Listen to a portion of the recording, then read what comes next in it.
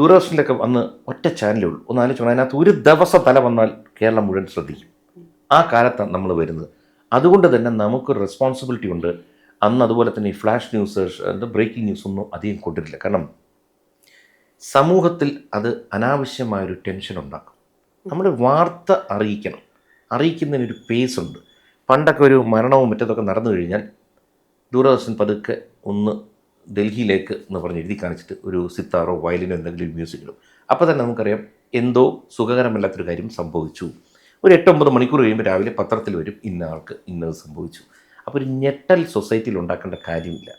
ഇപ്പം ചുരുക്കി പറഞ്ഞാൽ 2 ആഴ്ച നമ്മൾ ടി വി ഓഫ് ചെയ്ത് സോഷ്യൽ മീഡിയ ഓഫ് ചെയ്തിട്ട് എവിടെയെങ്കിലും ഒന്ന് ഇരുന്നാൽ നമുക്ക് തോന്നും, ഓ ഭൂമി ഇത്ര ശാന്തമാണല്ലേ, ഭൂമിയിൽ പ്രശ്നങ്ങളൊന്നുമില്ല നമുക്ക് തോന്നുന്നു. അതേസമയം നമ്മളിത് കണ്ടുകൊണ്ടിരുന്നാൽ അവിടെ ബോംബ് പൊട്ടി, ഇവിടെ തീവ്രവാദ പ്രശ്നം, മറ്റിടത്ത് ഇന്നൊരു സംഭവം, ഇതാണ് കണ്ടുകൊണ്ടിരിക്കുന്നത്. നമ്മൾ ഇതിന് ഭൂമി മുഴുവൻ പ്രശ്നമാണെന്ന് തോന്നുന്നു. ആക്ച്വലി ഇത്ര നേരം നമ്മൾ സംസാരിച്ചിട്ടുണ്ട്, എന്തെങ്കിലും അറിയുന്നുണ്ടോ ഭൂമിയിലെ സംഭവങ്ങൾ? നമുക്ക് സമാധാനം ഉണ്ടായിരുന്നു, നമ്മൾ കുറേ ചിരിച്ചു. ആ ഫോൺ നോക്കുന്നില്ല.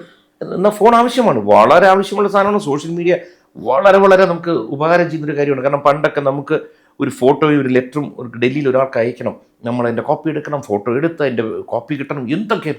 ജസ്റ്റ് ക്ലിക്ക് ചെയ്യുന്നു, അടുത്ത ക്ലിക്കിൽ സാധനം ഡൽഹിയിലെത്തും. അതുകൊണ്ട് ദൈവമായിട്ട് നമുക്ക് തന്ന ഒരു വലിയൊരു അനുഗ്രഹവും വരദാനമൊക്കെയാണ് ഈ മൊബൈൽ ഫോണും ഈ ഗാഡ്ജറ്റ്സും ഇപ്പോഴത്തെ പ്ലാറ്റ്ഫോംസൊക്കെ.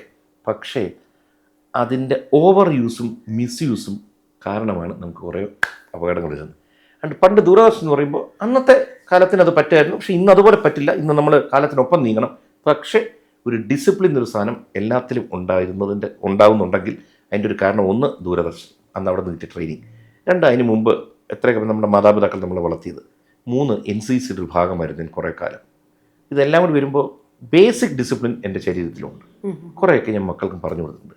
ചോദ്യം ദൂരദർശനെ പറ്റി ആയിരുന്നെങ്കിൽ പോലും അത് വലിയ എൻ്റെ ജീവിതത്തിൻ്റെ എല്ലാം എന്ത് നേട്ടങ്ങളുണ്ടായിട്ടുണ്ടെങ്കിലും ദൂരദർശനിൽ നിന്നാണ്. ആ ദൂരദർശനിൽ എന്നെ കയറ്റിവിട്ട 2 പേരുണ്ട്, എന്നെ വളർത്തിയ 2 പേരുണ്ട്. ശ്രീ കുഞ്ഞികൃഷ്ണൻ, ശ്രീമതി രാഗിണി. ഞാൻ അവരെ അങ്കിൾ ആൻറ്റി എന്ന് വിളിക്കും. കൺകണ്ട ദൈവം എന്ന് പറഞ്ഞിട്ടുണ്ടെങ്കിൽ അവരാണ്. അപ്പോൾ സിനിമകളിൽ നമ്മളിപ്പം വളരെ കുറച്ചായിട്ടല്ലേ സിനിമകളിൽ കാണാറുള്ളൂ. അത് രാഷ്ട്രീയത്തിലേക്ക് കൂടുതൽ വന്നതുകൊണ്ട് സിനിമ ഒഴിവാക്കിയതാണോ? അങ്ങനെയില്ല. കാരണം വെച്ചാൽ നമ്മുടെ ഓരോ പ്രായത്തിൽ ഓരോ താല്പര്യങ്ങളുടെ വിഷയം വരും. കാരണം നമുക്ക് തിയേറ്ററിൽ പോയി ഇരുന്ന് 1.5-2 മണിക്കൂർ ചിലവാക്കാൻ മനസ്സ് വരുന്നില്ല. മാത്രമല്ല എൻ്റെ മക്കളുടെ സിനിമ പോലും ലാസ്റ്റ് ഇറങ്ങി 2-3 കണ്ടിട്ടില്ല. അങ്ങനെ മെയിൻ റോൾ ചെയ്തതല്ല, അഹാന ഫഹദ് ഫാസിലിൻ്റെ പടത്തിലൊരു ക്യാമിയോ റോൾ പോലെ ചെയ്തു, പാച്ചു അത്ഭുത്, അതുപോലും ഞാൻ കണ്ടിട്ടില്ല. കാരണം രാവിലെ ഇവിടെ വന്നാൽ രാത്രി വരെ ഇവിടെ ഇരിക്കും. രാഷ്ട്രീയത്തിലൊക്കെ 24 hours നമ്മൾ വർക്ക് ചെയ്യണം. പിന്നെ ഞാനൊക്കെ വന്നിട്ട് 5 കൊല്ലമായിട്ടുള്ളൂ. ഇവിടെ 40 കൊല്ലം വർക്ക് ചെയ്തവരുണ്ട്. അപ്പോൾ നമ്മൾ രാഷ്ട്രീയത്തിൽ നല്ലൊരു സ്ഥാനവും പേരും ഇതെല്ലാം നമുക്ക് കിട്ടണമെന്നുണ്ടെങ്കിൽ ഹാർഡ് വർക്ക് ചെയ്തേ പറ്റൂ. അപ്പോൾ അതിനിടയ്ക്ക് ചില കാര്യങ്ങൾ വേണ്ടെന്ന് വയ്ക്കും. അതിലൊന്നാണ് സിനിമ. പൊളിറ്റിക്സിൽ ആക്റ്റീവായിട്ട് നിൽക്കുന്ന ഒരാളാണല്ലോ. അപ്പോൾ ഇനി അടുത്ത ഭരണം ഇടതുപക്ഷ സർക്കാർ തന്നെ വരുമോ, അത് ഭരണം മാറി വരണം എന്നാണോ ആഗ്രഹം? എപ്പോഴും മാറ്റം പ്രകൃതിയുടെ നിയമമാണ്, മാറിക്കൊണ്ടേയിരിക്കും. കാരണം മാറ്റം വരുമ്പോഴാണ് എപ്പോഴും രാജ്യത്തിനും നന്മ വരുന്നത്. എന്ന് വെച്ച് ഇവർ മാറി അവർ വരണമെന്നൊന്നും ആഗ്രഹിക്കില്ല. നമ്മളെപ്പോഴും വിചാരിക്കും നമ്മുടെ പാർട്ടി ജയിക്കണം എന്നുള്ളതാണ്. പിന്നെ ഈ മാറ്റത്തിൻ്റെ കാര്യം വെച്ച് കഴിഞ്ഞാൽ ഈ രാഷ്ട്രീയത്തിൽ ഇപ്പോൾ എന്തൊക്കെ സംഭവിക്കുന്നു നമ്മൾ അത് പാർട്ടി മാറി അവസാനത്തെ 2 ആഴ്ച ആണ് എല്ലാം തീരുമാനിക്കുന്നത്. കാരണം പണ്ടൊക്കെ ഫ്ലോട്ടിംഗ് വോട്ടേഴ്സിന് എണ്ണം കുറവായിരുന്നു. ഇന്ന് തീരുമാനമെടുക്കാത്ത മനസ്സുള്ളവർ ഏകദേശം 40% ആൾക്കാരാണ്. ആ 40 ഇൻഫ്ലുവൻസ് ചെയ്യാൻ ലാസ്റ്റ് 2 ആഴ്ച മതി. അത് മാറുന്നതനുസരിച്ച് സ്വിങ് മാറും. ഏത് പാർട്ടി വേണോ ഇവർ ഭരണത്തിൽ തുടരാം, അല്ലെങ്കിൽ വേറൊരു പാർട്ടി വരാം, എന്തും സംഭവിക്കാം. അത് last 2 weeks is very crucial. കേരളത്തിൽ ബിസിനസ്സിന് സാധ്യതയുള്ള ഒരു സംസ്ഥാനമായിട്ട് തോന്നുന്നുണ്ടോ? കേരളത്തിൽ എല്ലാത്തിനും സാധ്യതയുണ്ട്. പക്ഷെ നമ്മുടെ ആറ്റിറ്റ്യൂഡിൻ്റെ വിഷയം മാത്രമേ ഉള്ളൂ. കാരണം കേരളത്തിനെ അറിയപ്പെടുന്ന ഒരു കൺസ്യൂമർ സ്റ്റേറ്റായിട്ട് നമ്മൾ വാങ്ങൽ മാത്രമേ ഉള്ളൂ. നമ്മൾ പ്രൊഡക്ഷനും വിൽക്കലും ഇല്ലാത്തൊരു സംസ്ഥാനമാണ്. അതിൻ്റെ കാരണം എന്തെന്ന് നമ്മൾ പുറകോട്ട് പഠിച്ചാൽ നമുക്ക് മനസ്സിലാവും. കാരണം എന്തോ ചോദിക്കാൻ വന്നു. അതായത് നമുക്ക് നമ്മുടെ ട്രേഡ് യൂണിയൻ സിസ്റ്റം അങ്ങനെയായിപ്പോയി. എല്ലാത്തിനെയും തടസ്സപ്പെടുത്തുന്നു. ഇതൊരു രാഷ്ട്രീയപരമായ മറുപടി ഒന്നുമല്ല, നമ്മൾ കാണുന്നത് എന്തുകൊണ്ട് ഇവിടെ വ്യവസായങ്ങൾ പൂട്ടിപ്പോകുന്നു. കാരണം ട്രേഡ് യൂണിയൻ അവരുടെ അവകാശങ്ങൾക്ക് അവർ കൂടുതൽ ബലം പിടിച്ചു. അപ്പോൾ എന്തെന്ന് വെച്ചാൽ കാലാകാലങ്ങളിൽ ചെറുപ്രായം തൊട്ട് നമ്മൾ കേൾക്കുന്ന എല്ലാ വ്യവസായവൽക്കരണത്തിനും എതിരായിരുന്നു. കമ്പ്യൂട്ടർ വന്നപ്പോൾ എതിർത്തു, ട്രാക്ടർ വന്നപ്പോൾ എതിർത്തു, എല്ലാത്തിനും എതിർക്കുകയാണ്. എന്നാൽ തൊട്ടപ്പുറത്ത് നമ്മുടെ തിരുവനന്തപുരത്ത് അടുത്ത് കിടക്കുന്നത് നമുക്കിവിടെ നാഗർകോവിലാണ്, പാലക്കാട് അപ്പുറത്ത് കോയമ്പത്തൂരാണ്. അവിടെ എല്ലാം ഇൻഡസ്ട്രികളുണ്ട്, അവിടെ എല്ലാം തൊഴിലവസരങ്ങളുണ്ട്. നമ്മുടെ ഇവിടെ ഏറ്റവും നല്ല അന്തരീക്ഷമാണ് ആക്ച്വലി എടുത്ത് അറിയാമോ?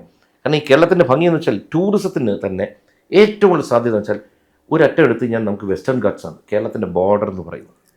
അവിടെ നിന്ന് താഴോട്ട് ഇറങ്ങിക്കഴിഞ്ഞാൽ മനോഹരമായ നദികൾ, ആറ്, ലേക്ക് എല്ലാം ഉണ്ട്. ഇത് കഴിഞ്ഞാൽ നേരെ കടപ്പുറം, 600 കിലോമീറ്റർ കടപ്പുറം. ഇതിനെ മാത്രം നമ്മൾ ഉപയോഗിച്ചിരുന്നെങ്കിൽ ടൂറിസം ഇൻഡസ്ട്രി എവിടെയോ നിൽക്കും. നമ്മൾ ഗോഡ്സ് ഓൺ കൺട്രി അത് ഇതെന്നൊക്കെ പറയുന്നു. ഒരു തരത്തിലുള്ള ഇത് പ്രൈവറ്റ് പ്ലെയേഴ്സ് ഉള്ളതുകൊണ്ട് മാത്രമാണ് ഇത് നിൽക്കുന്നത്. സർക്കാരിൻ്റെ ഭാഗത്തുനിന്ന് ഇന്ന് വരെ നല്ലൊരു പദ്ധതി വന്നിട്ടില്ല. ഈസ് ഓഫ് ഡൂയിങ് ബിസിനസ് കാറ്റഗറിയിലെ അതിൽ കേരളം ഇന്ത്യ ഗവൺമെൻറ്റിൻ്റെ കാലഘട്ടത്തിൽ അത് നോക്കിയപ്പോൾ കേരളം 1ാമത്തെ റാങ്കിൽ വരുന്നുണ്ടായിരുന്നു. എല്ലാം ഞാൻ ഓക്കെ പറഞ്ഞുതരാം, ഒരു ബുദ്ധിമുട്ടില്ല. ഇപ്പോൾ ഏറ്റവും നല്ല ആരോഗ്യ ഇത് കേരളമാണെന്ന് പറയുന്നു.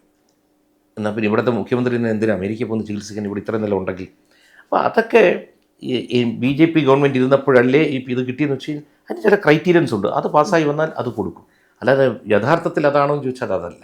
ഇതിനകത്ത് വേറൊന്നുമില്ല, സിംഗിൾ വിൻഡോ സിസ്റ്റം ഇപ്പോഴും ഇവിടെ ഇല്ല. അതായത് നമ്മൾ ഒരു കാര്യത്തിൻ്റെ അനുവാദത്തിനായിട്ട് കോർപ്പറേഷനിൽ പോയി കഴിഞ്ഞാൽ അവിടെ നിന്ന് ഇറിഗേഷനിലോട്ട്, ഇറിഗേഷനിൽ നിന്ന് മിനി ഇറിഗേഷനിലോട്ട് സിംഗിൾ വിൻഡോ സിസ്റ്റം ആക്കണം.